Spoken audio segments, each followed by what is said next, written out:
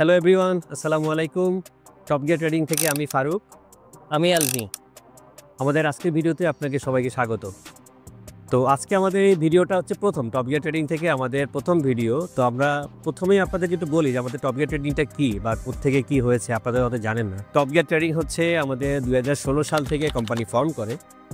এরপরে আমরা সুনামের সাথে গাড়ি ব্যবসা করে আসছি। মার্কেটে আমাদেরকে যদি রিলায়েবল বা কোয়ালিটিফুল গাড়ির কথা বলেন, কাস্টমার রিভিউ নিতে চান, আপনারা দেখতে পারবেন আমাদের অলরেডি আমাদের 400-র উপর গাড়ি অলরেডি ডেলিভারি হয়েছে মার্কেটে। তো আপনারা যদি আমাদের সাথে খবর নিতে চান, রিভিউ দেখতে চান, আমাদের বিভিন্ন কাস্টমার ফিডব্যাক আমরা ইনশাআল্লাহ আপনাদের সাথে শেয়ার করব খুব শর্টলি। এখন আমরা একটু টপ গিয়ার ট্রেডিংয়ের ব্যাকগ্রাউন্ড সম্পর্কে বলি যে আসলে কীভাবে আমরা এই পর্যায়ে এসেছি।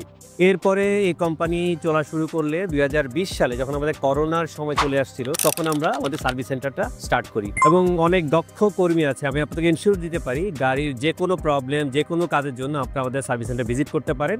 ইনশাআল্লাহ আমরা বেস্ট সার্ভিসটা এখানে দিতে পারবো। তো সার্ভিস সেন্টারের পর থেকে আমাদের বিজনেসটা এগোতে শুরু করে। সো 2022 সালে এসে আমরা আমাদের ই-কমার্স সাইট লঞ্চ করি, যেখানে আপনারা পাবেন গাড়ির বিভিন্ন ধরনের অ্যাক্সেসরিজ বা গাড়ির বিভিন্ন ধরনের সেবামূলক যেসব প্রোডাক্ট আপনাদের দরকার হয়, এই ধরনের প্রোডাক্টই পাবেন। আপনারা চাইলে আমাদের সাইট ভিজিট করতে পারেন www.topgear.com.bd। এখানে আপনি ঢুকলে অবশ্যই 700-র উপরে আমাদের প্রোডাক্ট আছে, যেগুলো আপনার গাড়ির বিভিন্ন কেয়ারিং, মেনটেন্যান্স বা গাড়ির বিভিন্ন কাজে লাগে। তো এখন আমরা গাড়ির ব্যাপারে একটু বলতে চাই যে আমাদের এখানে গাড়ি ব্যবসা যখন আমরা নামি, তখন থেকে আমাদের এই পর্যন্ত যতগুলো গাড়ি সেল বিক্রি করেছি আমরা, আমাদের যতটুকু মনে পড়ে হয়তো 100-তে 100% আমরা সাকসেস। আমাদের মেন গাড়ির কাস্টমারদের কাছে আমরা যে জিনিস মেসেজ দিতে চাই, দুইটা জিনিস আমাদের খুব বেশি আমরা ফোকাস করি। একটা হচ্ছে কোয়ালিটি, একটা হচ্ছে কমিটমেন্ট। আমরা গাড়ি স্টকেও রাখি, আপনারা চাইলে প্রি অর্ডার করতে পারেন আপনাদের ডিজায়ার গাড়ি অনুযায়ী। বাট আমরা এই দুইটা জায়গাতে আমরা অলওয়েজ আপনাদের সাথে অলওয়েজ সবসময় থাকবো, কোয়ালিটি এবং কমিটমেন্ট। আমরা যা বলবো যেটা সত্য সেটি আপনারা জানবেন। গাড়ি অথেন্টিক ট্রু রিপোর্ট পাবেন, গাড়ি অথেন্টিক সার্ভিস পাবেন। এবং আমাদের এখান থেকে গাড়ি নিলে সবচেয়ে বড় বেনিফিট যেটা আছে, যেহেতু নিজস্ব তত্ত্বাবধানে আমাদের সার্ভিস সেন্টার আছে খুবই হাইলি কোয়ালিফাইড টেকনিশিয়ান দিয়ে, আমরা প্রত্যেকটা গাড়ির সাথে 1 বছরের সার্ভিস ফ্রি দিয়ে থাকি। তো গাড়ির সার্ভিসের সাথে আপনারা অনেক কিছু পাবেন। আপনারা আমাদের ডিটেলস যদি জানতে চান, আমাদের সার্ভিস সেন্টার এখানে আসবেন, সব কিছু দেখবেন, আপনারা বুঝতে পারবেন যে আমরা আসলে কী ধরনের সেটআপ নিয়ে আপনাদের সার্ভিস দিতে আগ্রহী। তো আমাদের স্টকে যে গাড়িগুলো থাকে আমাদের, ওর ভিতরে আপনাদের হয়তো কিছু জিনিস আমরা ইন্ট্রোডিউস করাতে পারি। তো আজকে আমাদের হাতে আমরা দেখতে পাচ্ছেন পিছনে দুইটা গাড়ি আছে, করলার দুইটা প্রিমিয়ার গাড়ি আছে। আমরা একটু করলার ব্যাপারে রিভিউ দিব। তো রিভিউ দেওয়ার আগে আপনাদের কাছে একটু ব্যাকগ্রাউন্ডটা বলি। করলার ব্যাপারে অনেকে জানে যে গাড়িগুলো অনেক পপুলার। কেন পপুলার, কী হিসাবে একটু বলি। করলা গাড়িগুলো এসেছিল বেসিক্যালি টয়োটার ক্রাউন থেকে। তো ক্রাউনের ছোট ভার্সন এটাকে বলা হয়। এটা করলা ক্রাউন থেকে দেখতে সাইজে ছোট এবং এটা ইঞ্জিনও ছোট। টয়োটা কোম্পানি 1966 সাল থেকে করলা প্রোডাকশন শুরু করে। তখন সেটা ফার্স্ট জেনারেশন ছিল। ওভার দ্য পিরিয়ড এই গাড়িটা অনেক ইঞ্জিনে চেঞ্জ এসেছে, মডিফিকেশন এসেছে, আপগ্রেড হয়েছে। এখন আমাদের পিছনে যে দুটো গাড়ি দেখতে পাচ্ছেন, এই দুটো হচ্ছে 12th জেনারেশন। সো আমরা এই দুটো গাড়ির ব্যাপারে ডিটেলস আলোচনা করব। তো তার আগে একটু করলার ব্যাকগ্রাউন্ডটা বলি, হিস্টোরিক্যাল ডাটাটা বলি। 1966 সাল থেকে এই গাড়িটা যাত্রা শুরু করার পরে 1974 সালে গাড়িটা ওয়ার্ল্ড ওয়াইড বেস্ট সেলার গাড়ি হিসাবে অ্যাওয়ার্ড পায়। তারা ওয়ার্ল্ড ওয়াইড অনেক বেশি পরিমাণে জনপ্রিয়তা পায় এবং ওভার দ্য পিরিয়ড 2021 সাল পর্যন্ত এই গাড়িটি এখন পর্যন্ত প্রায় 5 কোটির উপরে গাড়ি বিক্রি করেছে মার্কেটে। তো পুরো বোঝা যাচ্ছে যে এটা গাড়িটা অনেক বেশি পপুলার। এবং বাংলাদেশে 2000 থেকে 2006 সাল পর্যন্ত যে সময়টা করলা জি এবং করলা এক্স, এই দুটা প্যাকেজে বাংলাদেশে প্রচুর জনপ্রিয়তা পায় এবং এটাকে বাংলাদেশের জাতীয় গাড়ি হিসেবে সবাই ট্রিট করতো। তো গাড়িটার পারফরমেন্স, রিলায়েবিলিটি সব কিছু মিলিয়ে আপনার এই কারণে গাড়িটা জনপ্রিয়তা পেয়েছে। 2006-এর পর থেকে করলারই একটা দুইটা আলাদাভাবে নামকরণ করা হয়, করলা এক্সজি এবং করলা ফিল্ডার, যে দুইটা বাংলাদেশে কন্টিনিউ করেছিল। 2019 সাল থেকে করলা জি এবং এক্সের সাকসেসর হিসেবে আমাদের এই গাড়িটা নতুন করে টয়োটা মার্কেটে ছাড়ে এবং আমরা এই গাড়িটা তখন থেকে বাংলাদেশে ইম্পোর্ট শুরু করি। তো এখন পর্যন্ত আমাদের এইটা one of the best selling car বাংলাদেশে আপনার অন্যান্য গাড়ির সাথে। সো আমরা এই গাড়িটা নিয়ে এখন নেক্সট টেকনিক্যাল রিভিউতে যাব। এই 12th জেন করলাটা আমরা পাচ্ছি 3টা প্যাকেজে, হাইব্রিড ভার্সনটা যেটা আমাদের দেশে এখন আসছে। একটা হয় জিএক্স, একটা হয় এস, দিস ওয়ান, অ্যান্ড একটা হয় ডব্লিউএক্সবি। এখন চলে আসি গাড়িগুলোর এক্সটেরিয়র পার্টে। প্রথমেই আপনাদের চোখে পড়বে দুইটা গাড়ির হেডল্যাম্প টোটালি ডিফারেন্ট। একটা ডব্লিউএক্সবিটা আসছে এলইডি প্রোভিটসান এলইডি হেডল্যাম্প সহ, যেটা ডিআরএল সহ পাচ্ছেন। অ্যান্ড এস প্যাকেজে শুধুমাত্র এলইডি হেডল্যাম্পস পাচ্ছেন। দেন আমরা যদি সাইড প্রোফাইলে আসি, দুইটা গাড়ির সাইড প্রোফাইল ক্ষেত্রে ফেন্ডার থেকে সে উপরে ফেন্ডার প্লেয়ারগুলো একটি ফুলালো। দেন হচ্ছে বডি পার্টটা আপার পার্ট থেকে একটি তুলার and this is the widest and bigger version of Corolla till date. Then আমরা সাইড প্রোফাইলে এখানে vortex জেনারেটর পাচ্ছি, যেটা দুটো গাড়িতেই আছে। WXB ভার্সনটাতে গান মেটালিক অ্যালয় হুইলস পাচ্ছি আমরা with low profile tyre. S প্যাকেজটাতে আমরা 16 ইঞ্চ অ্যালয় হুইলস পাচ্ছি। এত ফার্স্ট গ্ল্যান্স WXB প্যাকেজটা দেখতে একটু স্পোর্টিয়ার লুক অ্যান্ড এস প্যাকেজটা দেখতে কাইন্ড অফ ফর্মাল লুক। দেন আমরা নিচে ফগ ল্যাম্পস পাচ্ছি দুটো প্যাকেজেই। আর এটার শো গ্রিলটা বেশ বড় শো গ্রিল এসেছে গাড়ির সাথে। আর শো গ্রিলটার কিছু portion sealed off for better aerodynamic efficiency. Coming to the back side, প্রথমেই দেখতে পাচ্ছি এখানে একটা ট্রাঙ্ক লিপ স্পয়লার দেওয়া আছে WXB ভার্সনটাতে। আর এস প্যাকেজে কোনো লিপ স্পয়লার আসেনি। দুটো গাড়িতেই পিছনে শার্ক ফিন আছে। আর WXB ভার্সনটা টিন্টেড গ্লাস সহ আসে, আর এস প্যাকেজটা নন টিন্টেড গ্লাস আসে। করোলার এই হাইব্রিড ভার্সনটা আসে 2Z এর FXE 1.8 লিটার ইঞ্জিন নিয়ে, যেটা আউটপুট হচ্ছে 121 horse power and max torque হচ্ছে 142 নিউটন মিটার্স অফ টর্ক। এইটা বেসিক্যালি একটা Atkinson cycle engine. Atkinson cycle ইঞ্জিনটা হচ্ছে বেসিক্যালি কম্প্রেশন স্ট্রোকের সময় ওর ইনটেক ভ্যালভগুলা একটু লঙ্গার পিরিয়ডের জন্য ওপেন থাকে। আর এটার হচ্ছে কম্প্রেশন রেশিওটা এই জন্য একটু কম, অ্যান্ড এটাতে যদিও পাওয়ার আউটপুটটা কম আসে বাট ফিউল এফিসিয়েন্সিটা অনেক বেটার পাই। কাইন্ডা আমরা এখানে এই 2Z এর FXE ইঞ্জিনটা 38.5% থার্মাল এফিসিয়েন্সি গেইন করতে পারে।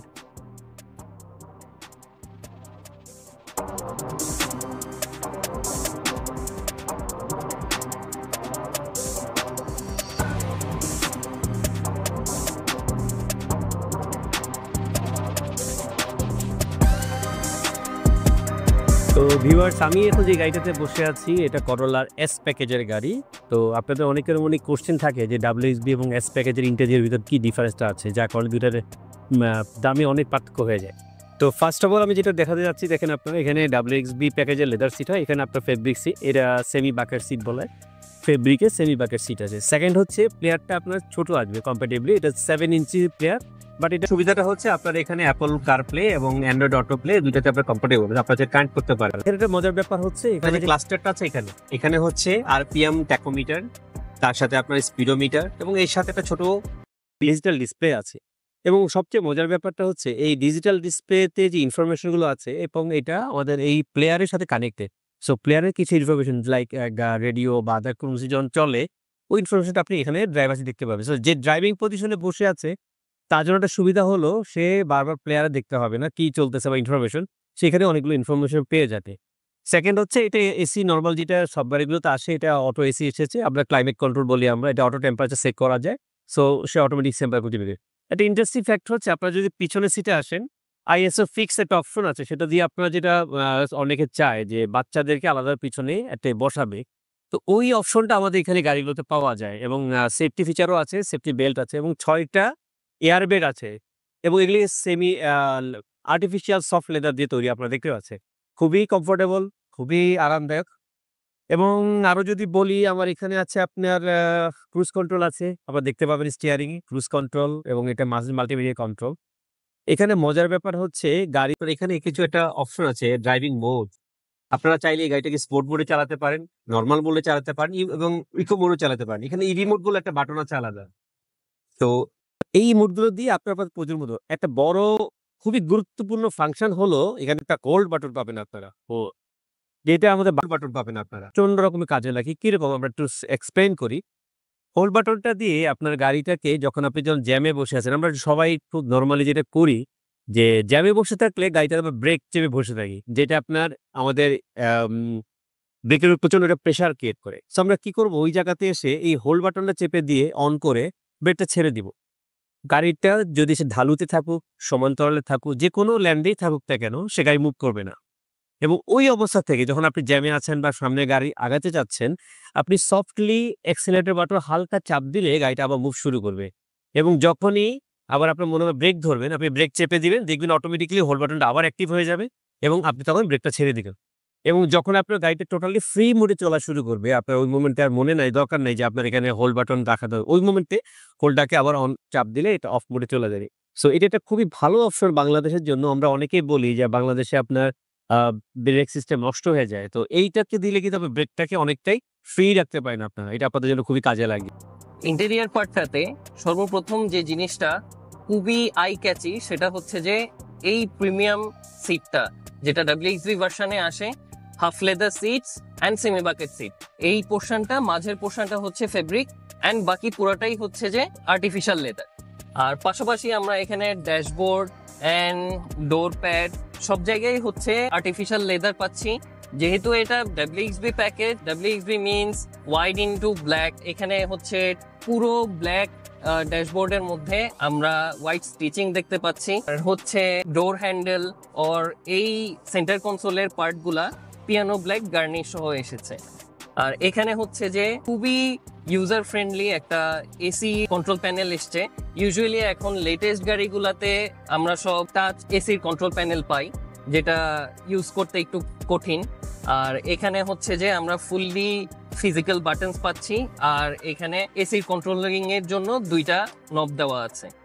আর এখানে ইনফোটেইনমেন্ট সিস্টেমটা হচ্ছে 9 ইঞ্চ ডিসপ্লে পাচ্ছি এটাতে, যেটাতে Apple CarPlay, Android Auto both compatible. Then এখানে আমরা গেজ ক্লাস্টারের মধ্যে ট্যাকোমিটারটা পাচ্ছি অ্যানালগ, আর হচ্ছে ফিল গেজ আর কুলেন্ট টেম্পারেচার মিটারটা পাচ্ছি analogue.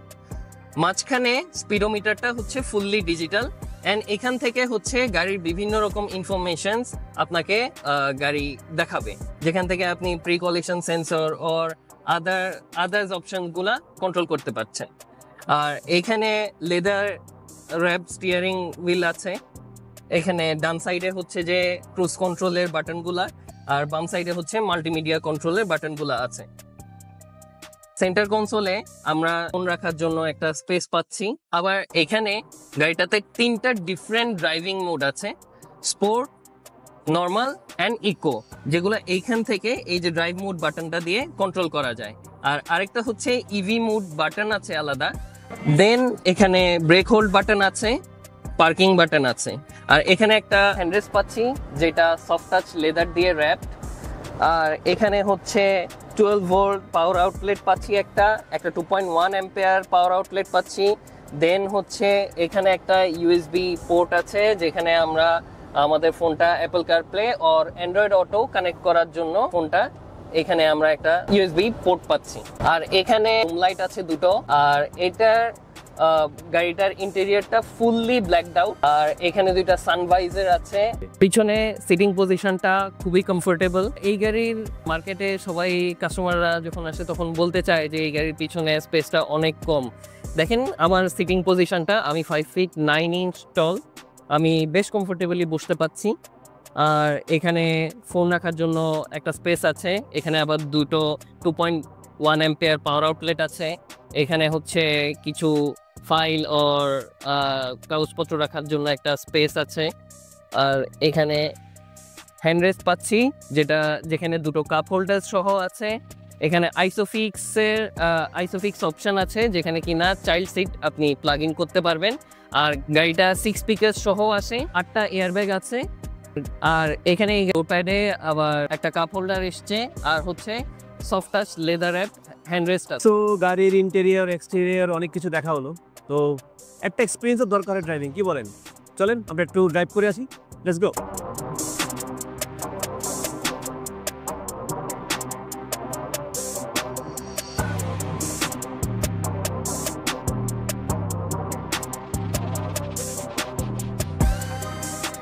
Okay viewers, let's go. আপনারা যারা এই গাড়িটা কিনতে চাচ্ছেন তাদেরকে জন্য বলে রাখি, এটা স্টার্ট দেওয়ার পর থেকে একটা ফিলিংস কাজ করবে আপনার ভিতরে। মনে হচ্ছে গাড়ি একটা স্মুথ ট্রানজিশনের ভিতরে যাচ্ছে। একটা গাড়ি স্টার্ট হলে দেখুন একটা ঝাঁকি মারে কোনো গাড়িতে, বা অনেক সময় এক্সেলারেশন নিতে গিয়ে একটু সামনে ইয়া হয়, কিন্তু সামহাও এই গাড়িটাতে না অদ্ভুত একটা ফিলিংস কাজ করে। Very smooth, very smooth. আপনারা এখানে আরপিএম মিটার দেখতে পারবেন। তো সো যারা ফুয়েল ইকোনমি নিয়ে একটু কনসার্ন তারা বুঝতে পারবেন যে এখানে আরপিএম কত স্পিডে যাচ্ছে। তো নর্মালি আমরা বলি যে আপনার এই আরপিএম গুলো যদি আপনার কেউ 2000-এর ভিতরে রাখতে পারেন তাহলে কিন্তু আপনার ফুয়েল এফিসিয়েন্সিটা বাড়বে। ভিতরে ভালো সাউন্ড প্রুফ, আপনারা খেয়াল করেন ভিতরে কিন্তু সাউন্ড আসতেছে না, বাইরে থেকে যে নয়েজটা এখান থেকে একদমই আসতেছে না, ভিতরে অনেক স্মুথ। গিয়ার শিফটিং এর যে ব্যাপারটা থাকে এখানে মোটামুটি আপনি গেস করতে পারবেন না যে কখন গিয়ার শিফট হচ্ছে। আমরা জাস্ট আরপিএম মিটার খেয়াল করলে একটু বুঝতে পারি যে হ্যাঁ এই মুহূর্তে গিয়ার 1 বা 2 থেকে শিফট হচ্ছে বা 3 তে যাচ্ছে। তো স্পিড বাড়ার সাথে সাথে সে গিয়ার শিফটিংটা করে ফেলতেছে, বাট আমার এই ট্রানজিশন টাইমটাতে কোনো ধরনের গ্যাপ বোঝা যাচ্ছে না যে কিভাবে সে চেঞ্জটা করতেছে। এই গাড়িটার ব্যাপারে একটা মার্কেটে কথা প্রচলন আছে গাড়িটা অনেক লো, অ্যাকচুয়ালি তা না, গ্রাউন্ড ক্লিয়ারেন্স যথেষ্ট ভালো। এই গাড়িটাতে আমরা অলরেডি রাস্তায় এক্সপিরিয়েন্স করেছি, লাইক আপনার স্পিড ব্রেকার বা লো ল্যান্ডে বা একটু অ্যাপ্রোচেবল রাস্তায় গিয়ে আমরা চালিয়ে দেখেছি। এখন পর্যন্ত এই গাড়িতে কোনো নিচে বাড়ি খাইনি। ইভেন আপনার এখানে মোটামুটি ফুল লোড বলা যায়, যেখানে আমরা 4 জন বসে এই গাড়িটা ড্রাইভ করেছিলাম, বাট স্টিল তখন মধ্যে আমাদের গাড়িটা খুব সেফ ছিল, খুবই ভালো ছিল। স্পিড ব্রেকারও পার করে আসলাম পুরো নর্মাল। আমি ইভেন কোনো ট্রাইও করি না যেটাকে একটু বাঁকা করে চালাবো, যেটা অনেকে প্র্যাকটিস করে, বাট দেখলাম যে একদম সুন্দরভাবে পার করে আসছে, কোনো ফিল হয়নি যে এটা আপনি নিচে বাড়ি খেতে পারে। এটা সাসপেনশনটা একটু স্টিফি, সো আপনার কাছে একটু মনে হবে যে কি যে গাড়িটা খুব রিজিড ওয়েতে চলতেছে, বাট এই রিজিডনেসটার কারণে একটা কমফোর্ট তৈরি হয় গাড়িতে। আপনি যখন বসতেছি বা চালাচ্ছি এটার ফিলিংস একটু ডিফারেন্ট।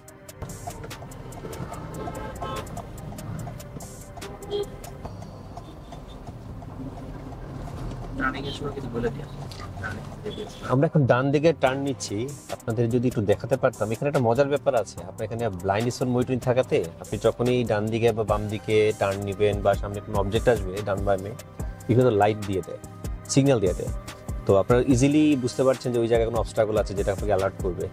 এটাকে বলা হয় blind spot monitoring. Very smooth. আমি যখন ডান দিকে টার্ন নিলাম, টার্নিং এর সময় কিন্তু স্টিয়ারিংটা মনেই হয় না যে আমি ডান দিকে টার্ন নিচ্ছি বা ঘোরাচ্ছি, খুবই স্মুথ ট্রানজিশন হচ্ছে এখানে। এখানটা রাস্তাটা কিন্তু খুবই স্মুথ, বাট স্টিল আপনার এই ফিলটা হবে না। এই যে এখন একটা ছোটখাটো গর্তের উপর দিয়ে আমরা আসলাম, খুবই কমফোর্ট ফিল হচ্ছে। সাসপেনশন যে আমার এখানে খুব ভালো একটা কমফোর্ট তৈরি করতেছে, এটা আপনাকে চালালে ওই এক্সপিরিয়েন্সটা বুঝতে পারবেন। সিগন্যাল দিচ্ছে, আপনারা শব্দ পাচ্ছেন অলরেডি। যখন আপনি এখানে সবগুলোতে চারপাশে আপনার সেন্সর দেওয়া আছে, তো সামনে কোনো অবস্টাকল আসলে আপনাকে সাইডে পিছনে দূর পাশে সব দিক থেকে সিগন্যাল দিবে যেটাতে সামনে কোনো অবস্টাকল তৈরি হয়েছে।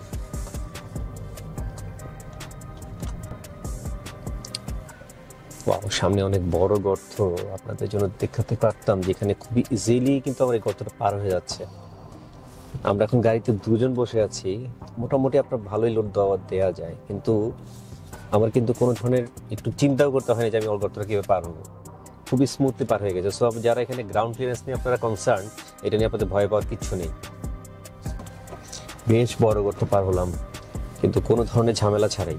বাংলাদেশ প্রেক্ষাপটে একটা ঝামেলা, রাস্তাঘাটগুলো বাংলাদেশে যথেষ্ট পরিমাণে আপনার ঝামেলা তৈরি করে, এই স্পেশালি এই ধরনের সেডান গাড়িগুলোর জন্য।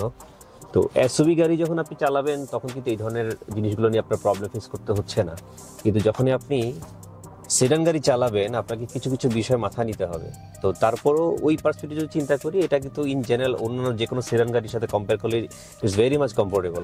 গাড়ির ড্রাইভিং এক্সপিরিয়েন্স বলেন বা আপনার যে গ্রাউন্ড ক্লিয়ারেন্স, যেটা নিয়ে আমি আবার বললাম, খুবই ভালো।